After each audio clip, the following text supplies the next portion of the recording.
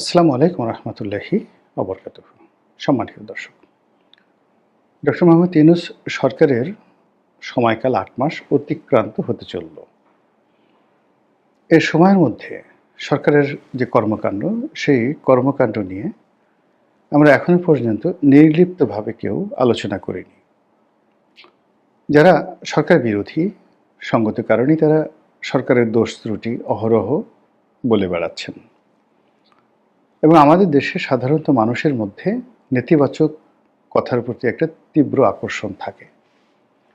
আপনি যদি কারো পক্ষে কথা বলেন সঙ্গত কারণেই, আচ্ছা বুঝেছি, ও তুমি এই প্রকৃতির, নিঃসন্দেহে তুমি সরকার থেকে কোনো সুযোগ সুবিধা পেয়েছো, অথবা তোমার ইমানিকিন বলে কোনো কিছু নেই, তুমি সরকারের উপদেষ্টা হতে চাও কিংবা সুবিধাভোগী পদলেহনকারী কিছু একটা হতে চাও, কাজেই তোমার কথা শুনবো না।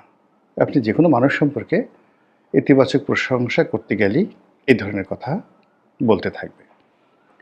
বিশেষ করে ধনী ব্যক্তি, নারী এবং ক্ষমতাধর ব্যক্তি, তাদের সম্পর্কে ইতিবাচক কথা বলা আমাদের এই সমাজ কোনো অবস্থাতেই মেনে নেয় না। আবার একইভাবে যদি আপনি একেবারে ডাহা মিথ্যা কথা বলেন যে কোনো ধনী ব্যক্তির সম্পর্কে কিংবা সুন্দরী রমণীর সম্পর্কে অথবা ক্ষমতাধর ব্যক্তির সম্পর্কে, মানুষ আরব্য রজনীর গল্পের মতো শুনতে থাকবে। কোনো একটি সুন্দরী রমণী, তাকে ভূতে ধরেছে কিংবা তার অনেকগুলো বয়ফ্রেন্ড রয়েছে, রাতে তার কাছে জিন আসে, তারপর এই মেয়েটা চরিত্রহীন, তাকে খুব সহজে পাওয়া যেতে পারে, অনেক পুরুষের সঙ্গে তার সম্পর্ক রয়েছে, এই ধরনের কথা আপনি বানিয়ে বানিয়ে বলেন। দেখবেন যে সমাজের অতি গুরুত্বপূর্ণ যারা ব্যক্তি রয়েছে তারাও কাজকর্ম থামিয়ে আপনার কাছে শুনতে আসবে যে ভাই, শুনলাম তুমি নাকি এটা বলেছো, ঘটনা সত্যি কিনা। একইভাবে ক্ষমতাধর যারা লোকজন রয়েছে, তাদের হারেম রয়েছে, তারা জুয়া খেলে, মদ্যপান করে, দামি গাড়ি রয়েছে এবং আরও অনেক কিছু। ফলে আপনি দেখবেন যে একটা অশিক্ষিত মানুষ, কিছু নেই, লেখা নেই, পড়া নেই, ব্যক্তিত্ব নেই, চরিত্র নেই, শুধুমাত্র অর্থ রয়েছে, টাকা রয়েছে। তো এইরকম মানুষের কথাও মানুষ শোনে, তাদের ব্যাপারে জানতে চায়, তাদের পোশাক নিয়ে মানুষ খোঁজ খবর নেয় যে ও এত দামি পোশাক পরলো, ওটার দাম কত, ওটার দাম কত, ওর কয়টা বাড়ি আছে, কটা গাড়ি আছে, কটা হেলিকপ্টার আছে, এরকম। তো টাকাওয়ালা, সুন্দরী এবং ক্ষমতাধর লোকদের সম্পর্কে সুতীব্র এরকম যে নেতিবাচক খবর শোনার যে আকর্ষণ, এই আকর্ষণের কারণেই আমাদের সমাজে আমরা যারা প্রচার প্রপাগান্ডাতে রয়েছি বা মিডিয়াতে রয়েছি, তারা সবসময় নেতিবাচক কথাগুলো আগে শুরু করি বা সবসময় বলে থাকি। আর যারা ধনবান ব্যক্তি, তারপর ক্ষমতাধর ব্যক্তি আর সুন্দরী, সুন্দর পুরুষও হতে পারে এক্ষেত্রে, সুন্দর সুন্দরী দুটো যারা লিঙ্গ বৈশিষ্ট্য করতে চান, তারা একই সমস্যার মধ্যে পড়েন, অর্থাৎ লোকজন তাদেরকে নিয়ে মন্দ বলবেন। কিন্তু পৃথিবীতে অ্যাবসলিউট মন্দ বলে কোনো জিনিস নেই, আবার অ্যাবসলিউট ভালো বলেও কোনো জিনিস নেই। সব ভালোরই একটা অন্ধকার দিক রয়েছে আর সব মন্দরই একটি ভালো দিক রয়েছে। আমরা যে ধুতরার বিষের কথা বলি, এমনকি গোখরা সাপের বিষের কথা বলি, মানে এই জিনিসগুলো, ধুতরার বিষ বা গোখরা সাপের বিষের যে মেডিকেল ইম্পর্টেন্সি, এটি আপনি ভাবলে বা আপনি জানলে আপনি অবাক হয়ে যাবেন। অথবা আমরা যে ধ্রুবতারা দেখি, আকাশের ধ্রুবতারা দেখি, নক্ষত্রপুঞ্জ দেখি, গ্যালাক্সি দেখি, মিল্কওয়ে দেখি, অবাক বিস্ময়ে তাকিয়ে থাকি, আকাশের চাঁদ দেখি, পূর্ণিমার চাঁদ দেখি। আপনি যখন কাছাকাছি যাবেন, সেখানে কেবলই মাত্র হতাশা, ছাই, বায়ুহীন, শব্দহীন একটি পরিবেশ। আবার আপনি যদি নক্ষত্র মণ্ডলীর কাছাকাছি যান, যদিও সূর্য ছাড়া অন্য কোনো নক্ষত্রের ধারের কাছে যাওয়ার মতো অবস্থা আমাদের বিজ্ঞান এখনও তৈরি করতে পারেনি। তো সূর্যের কাছাকাছি যাওয়া প্রশ্নই আসে না। মানে সূর্যের নিকটবর্তী যে গ্রহটি রয়েছে বুধ কিংবা শুক্র, বুধ বা শুক্রতে পৃথিবীর মানুষ কোনো বাহন পাঠাবে এটা কল্পনা করা যায় না। আমরা এই যাবৎকালে চাঁদে যানবাহন পাঠিয়েছি, মানুষ পাঠিয়েছি। মঙ্গল গ্রহে আমরা নভোযান পাঠিয়েছি। আরও কিছু কিছু উপগ্রহে বা গ্রহে খবর লেনাদেনার জন্য আমরা সেখানে বৈজ্ঞানিক যান প্রেরণ করেছি। এতটুকু পর্যন্তই আমাদের সীমাবদ্ধতা, জ্ঞানের সীমাবদ্ধতা। তো যা বলছিলাম যে আমরা যা কিছু দেখি সব সত্য নয়, আর যাকে সত্য হিসেবে মানি তাও সব সত্য নয়। তো সেই দিক থেকে ডক্টর মোহাম্মদ ইউনূসের যে কর্মকাণ্ড, সেই কর্মকাণ্ডের মধ্যে যত বদনাম শুনেন আসলে তত বদনাম নেই, আবার যত সুনাম শুনেন তত সুনাম নেই। আমি আমার ক্ষুদ্র যে দৃষ্টিকোণ বা জ্ঞান বুদ্ধি, তার থেকে আমি বেশ কয়েকটি ভালো কর্মকাণ্ড এবং মন্দ কর্মকাণ্ড বলব। যেহেতু আমাদের দেশের বেশিরভাগ মানুষ মন্দ কর্ম পছন্দ করে এবং মন্দ কর্ম শুনতে তারা আগ্রহ প্রকাশ করে, এই জন্য ডক্টর মোহাম্মদ ইউনূসের সরকারের যে 10টি বা 7টি মন্দ কর্ম নিয়ে আমি প্রথমে আলোচনা করতে চাই। ওনার মন্দ কর্মের মধ্যে 1 নম্বর মন্দ কর্ম যেটি হলো, সেটি হচ্ছে যে ওনাকে চেনা যাচ্ছে না। রাজনীতির ময়দানের সবচেয়ে বড় অপরিহার্য যে বিষয়, যে আপনাকে চিনতে হবে। আপনি কি ওলি আল্লাহ, গাউস কুতুব, মুনাফেক, সৎ, অসৎ, আপনি কি চান, কি করতে চান, এটা বুঝতে হবে। আপনার একটা পোর্টফোলিও থাকতে হবে, নির্বাচনী ম্যানিফেস্টো থাকতে হবে, ক্ষমতায় গিয়ে কাজ করবেন কি, ইত্যাদি সব কিছু। এবং এখন পর্যন্ত আমরা ডক্টর মোহাম্মদ ইউনূস সম্পর্কে এবং তার এই ক্ষমতা গ্রহণ, কীভাবে তিনি এলেন এবং কিভাবে তিনি যাবেন এবং কি কাজ তিনি করবেন এবং কতদিন থাকবেন, আমরা কিচ্ছু জানি না, এবং এটা সবচেয়ে একটা মন্দ দিক। দ্বিতীয় হলো যে তিনি এখানে একটা পরিবারতন্ত্র প্রতিষ্ঠা করেছেন এবং একটি এনজিও তন্ত্র প্রতিষ্ঠা করেছেন, গ্রামীণ ব্যাংক তন্ত্র প্রতিষ্ঠা করেছেন ইত্যাদি, এবং আমেরিকান তন্ত্র। বাইডেন প্রশাসনের সাথে যাদের খুব ভালো সম্পর্ক ছিল তাদের সবাইকে তিনি বিভিন্নভাবে একীভূত করেছেন। এটি তার স্বজনপ্রীতির দিক থেকে অতীতে আমরা শেখ পরিবারকে দায়ী করি, বা বিএনপির জমানাতে দেখা গেল যে বেগম জিয়ার আত্মীয় স্বজন যারা রয়েছেন, সেই সাইদ ইস্কান্দার থেকে শুরু করে অন্যান্য যারা রয়েছেন, তাদের জন্য যেভাবে সাতক্ষীর মাপ ছিল, এমনিভাবে ডক্টর মোহাম্মদ ইউনূসের সেই ঝাড়ুদার, পিয়ন, ড্রাইভার, দারোয়ান থেকে শুরু করে সবাই শেখ হাসিনার পিয়ন, ড্রাইভার, দারোয়ানের চাইতেও এখন ক্ষমতাধর হয়ে গেছেন। 2 নম্বর গেল এটা।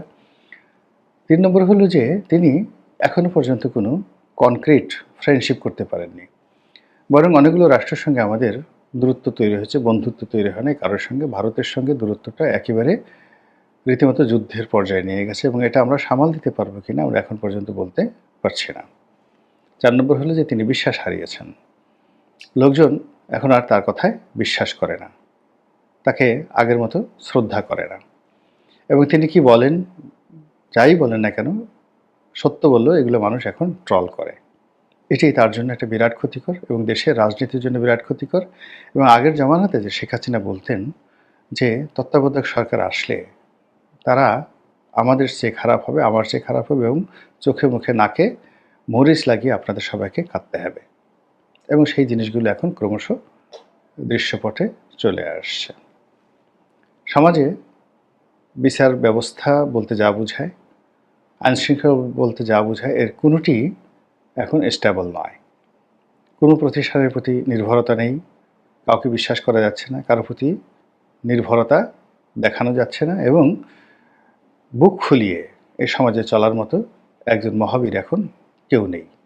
না ছাত্র, না সমন্বয়, না ডক্টর মোহাম্মদ ইউনূসের আপনজন কেউ, কারো সেই শক্তি নেই। ফলে সবার মধ্যে একটা ভীত সন্ত্রস্ত ভাব কাজ করছে। এই গেল 5 নম্বর।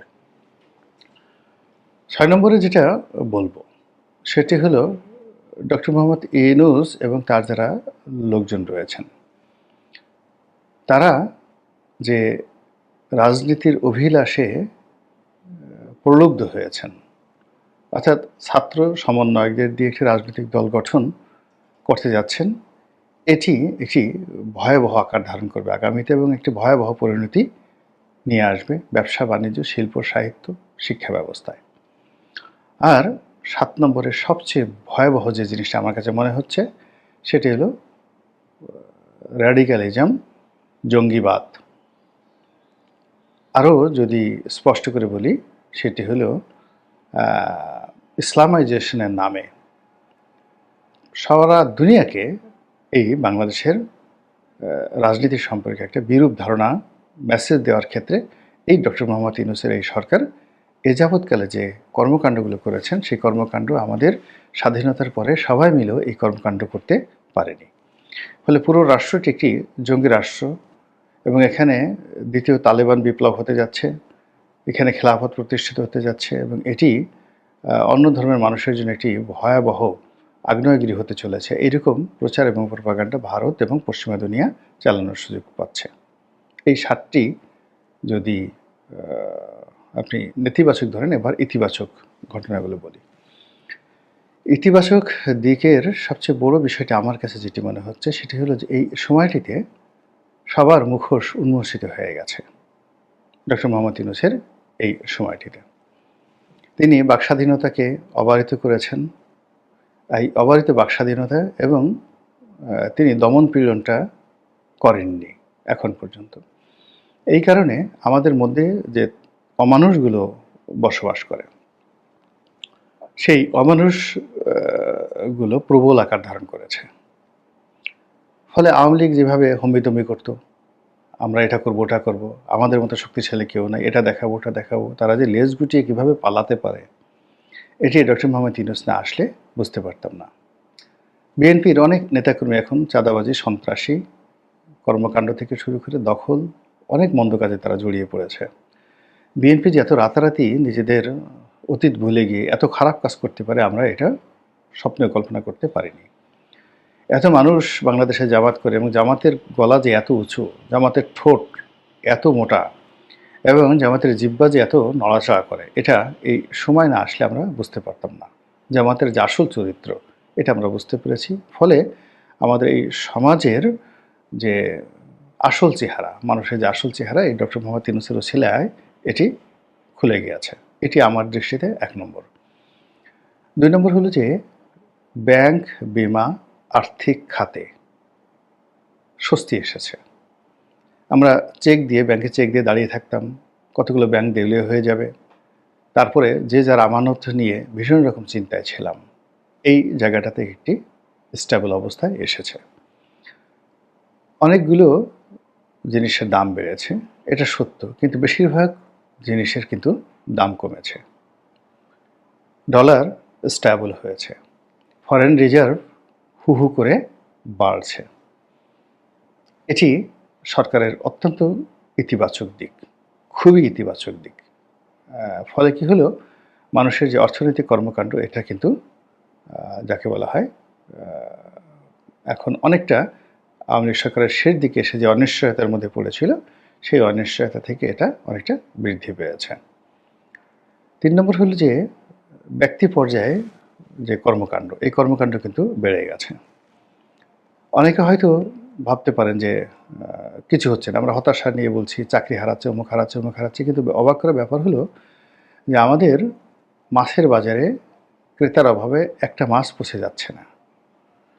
এখন ৪২ কেজির যে রুই মাছ ২,০০০ টাকা করে কেজি হিসেবে ৪২ কেজির রুই মাছ ৮৪,০০০ টাকা দিয়ে কেনার জন্য অসংখ্য ক্রেতা রয়েছে এবং ১ ঘন্টার বেশি ঘাটে এই ধরনের মাছ থাকে না।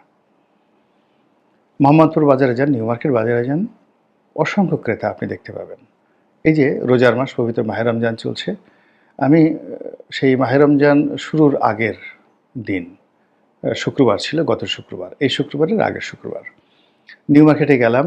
সেই যে দুপুর ২টোর সময় যে ভিড়, বিশ্বাস করেন আমি ওই এলাকায় মোর দ্যান ৪০ বছর বসবাস করি।